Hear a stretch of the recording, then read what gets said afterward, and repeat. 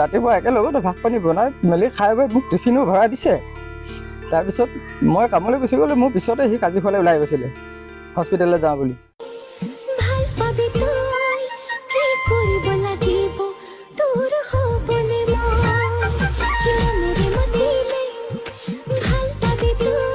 তেতিয়া মই কামত লাগি আছোঁ। তাৰপিছৰ পৰা মোবাইলটো লাহে লাহে ছুইচ অফ হৈ গ'ল। ছুইচ অফ হোৱাৰ পিছত মই সন্দেহ কৰিলোঁ যে ই মোবাইলটো কি কাৰণে ছুইচ অফ কৰিব আজি। ঘৰলৈ ঘূৰি খবৰটো কওঁ মই আমুকলৈ আহিলোঁ দে মা বুলি কওঁ।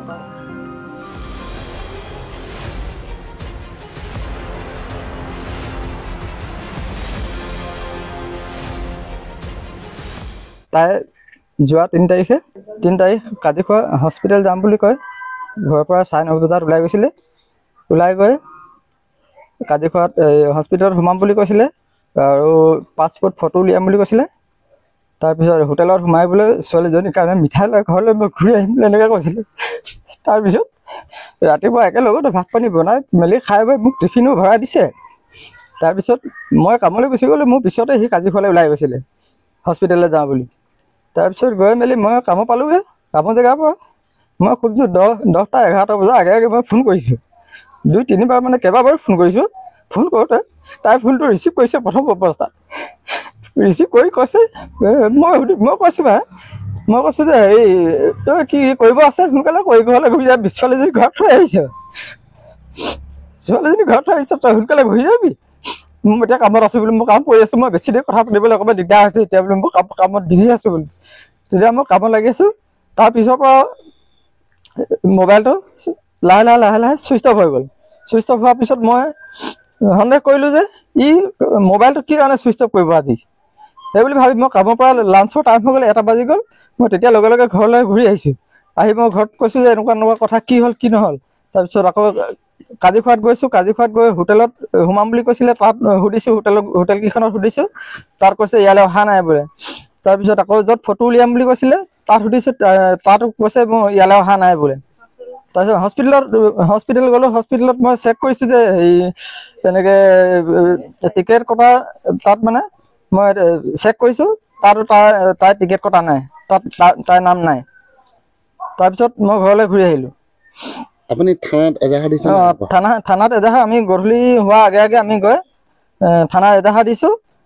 এজাহাৰ দিয়াৰ পিছত পুলিচে কৈছে আমি লোকেশ্যন চেক কৰিবৰ কাৰণে তাইৰ মোবাইলটো এতিয়া বৰ্তমান ছুইচ অফ হৈ আছে আৰু চেক কৰিবৰ কাৰণে আমি যদি মোবাইলটো খোলে বা নুখুলিলেও আমি লোকেশ্যন চাবৰ কাৰণে আমাৰ এক্সচেঞ্জ অফিচৰ পৰা বোলে হেৰি কল লিষ্টখন আহিব লাগিব।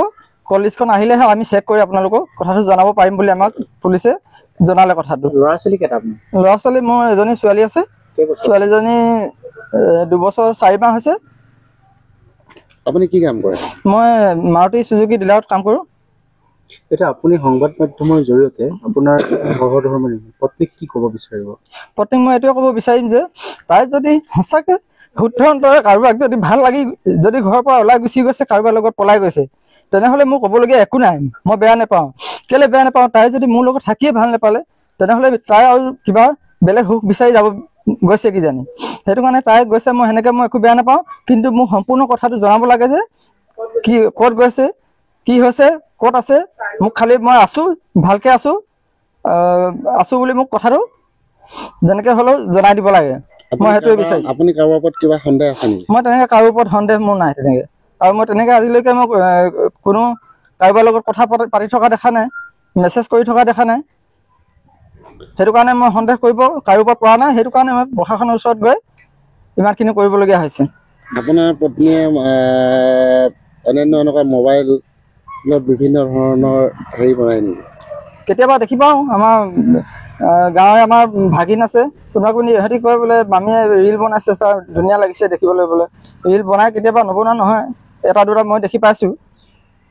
তাৰপিছত তেনেকৈ মই বেলেগৰ লগত কথা পতা মেছেজ কৰা মই আজিলৈকে কোনো মুহূৰ্ত পোৱা নাই। পূৰ্বতেও এনেকৈ আপোনাৰ পত্নীয়ে এনেকৈ ধৰণৰ ঘৰলৈ বা মাকৰ ঘৰলৈ বা অন্যান্য ঠাইলৈ গৈছে নেকি? মাকৰ ঘৰলৈ গৈছিলে। এতিয়া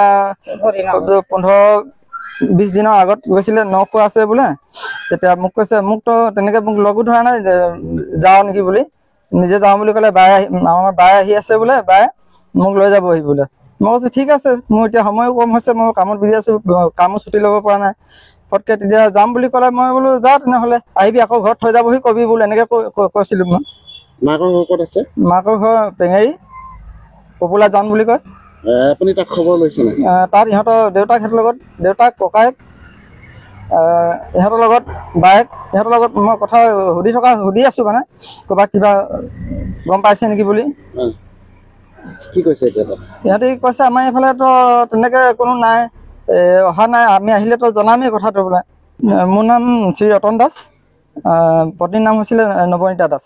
বয়স কিমান মান হ'ব পাৰে? মোৰ বয়স 34, আৰু পত্নীৰ বয়স হয় 22 বছৰ। সেইটো কাৰণে বা বহুত বেয়া লাগিছে। ছোৱালীজনী 2 বছৰীয়া ছোৱালীজনী এৰি থৈ গৈছে। তাই যেতিয়া থাকক আমাক খবৰটো দিলে আমি ভাল পাওঁ, সেইটোৱে চিন্তা কৰিছোঁ আমি। তাই য'ত যাই ইচ্ছা কৰি গৈছে, তাই ইয়াত বেয়া পালে, আমি ইমান মৰমে থংটো, তাই বেয়া পালে, সেইটো কাৰণে য'ত ভালকৈ আছে তাই আমাক ক'ব লাগে, মই সেইটোৱে ভাবোঁ। আৰু বোৱাৰীগৰাকীক আপুনি ঘৰলৈ ঘূৰি আহিবলৈ আহ্বান নজনায়? ঘৰলৈ ঘূৰি আহিবলৈ এনেকৈ ধৰণে ওলাই গৈছে, কেনেকৈ ঘৰলৈ ঘূৰি আহিবলৈ আহ্বান জনাব আপুনি কওকচোন?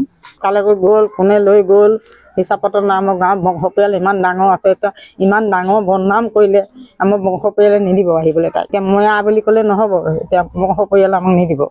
কালৈ গ'ল, ক'ত গ'ল, নোকোৱাকৈ যাব ক'লে, সেইটো কথা। আৰু এইবাৰ বহুত দুখ লাগিছে, ছোৱালীজনী এৰি থৈ গ'ল। ছোৱালীজনী লৈ যোৱাখিনি ভাল পাইছিল।